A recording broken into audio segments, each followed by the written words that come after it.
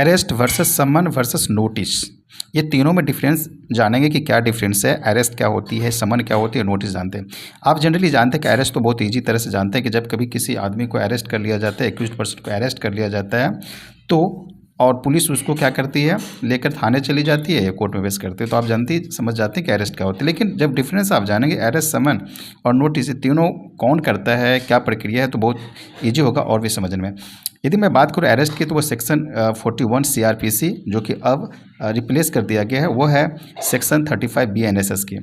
तो mandatory if arrest is necessary और the accused confirm committed cognizable offence, यदि cognizable offence है यानी गंभीर अपराध है तो क्या होते हैं, गंभीर अपराध के मामले में वो बिल्कुल क्या होती है, तो अरेस्ट कर लिया जाता है।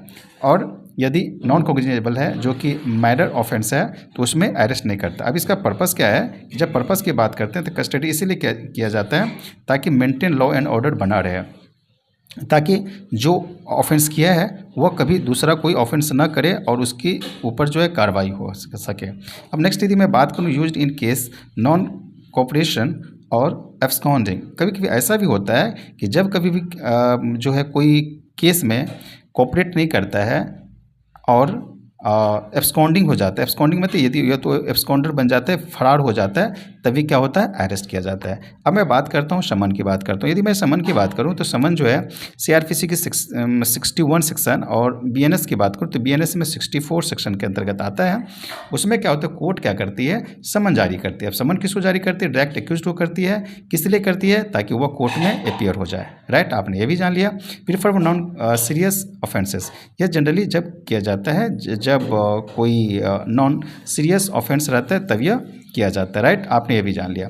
अब आगे बात करते हैं कि यदि कभी ऐसा हो कि समन जाए और वो अपीयर करने के लिए तो किया जाता है और यदि नहीं होता है तो क्या हो जाता है, failure to appear and lead, और जब जैसे ही फेल्यूर हो जाते हैं फिर होने के लिए can lead to an arrest warrant. उसके बाद क्या होता है, जैसे ही फेल्यूर हो जाता है वो नहीं कोर्ट पहुंचता है तो फिर उसके ऊपर अरेस्ट के लिए वारंट निकल जाता है, राइट। अब ये बात करता हूँ कि नोटिस कौन करता है। आपने देखा कि समन जो कोर्ट करता है, लेकिन नोटिस जो है सेक्शन 41A CRPC और सेक्शन 36 BNSS के तहत नोटिस जो करता है वो नोटिस पुलिस के द्वारा किया जाता है। अब क्यों किया जाता है वो भी हम जान लेंगे। आपने इतना जान लिया कि पुलिस के द्वारा नोटिस किया जाता है to appear before them for questioning.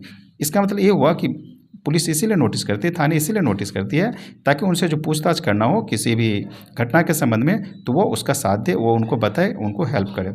अब आगे बात आ जाती है कि use for less serious offences, क्या बड़े बड़े ऑफेंस जो मेजर ऑफेंस होता है इसके लिए बुलाया जाता है, जी नहीं। यदि ऐसा होगा तो तुरंत पुलिस जो है क्या करेगी, तुरंत अरेस्ट कर लेगी। लेकिन जब सीरियस नहीं रहती, कम गंभीर अपराध होता है तो वह क्या करती है, अरेस्ट ना करे, जरूरी ना पड़े, और केस की छानबीन या उससे संबंधित पूछताछ के लिए उनको थाने बुलाया जाता है। अब बात आ जाती है कि वो ऐसा क्यों किया जाता है। Introduce to prevent unnecessary arrest, वो आप जानते हैं कि बहुत अच्छी तरह से जब कभी भी किसी को एक्यूज्ड को अरेस्ट किया जाता है तो सरकार को क्या होती है, खर्च भी होती है, ठीक है। तो अननेसेसरी अरेस्ट ना हो, इससे बचने के लिए क्या करती है, उन्हें थाने में बुला लिया जाता है और फिर उससे पूछताछ किया जाता है।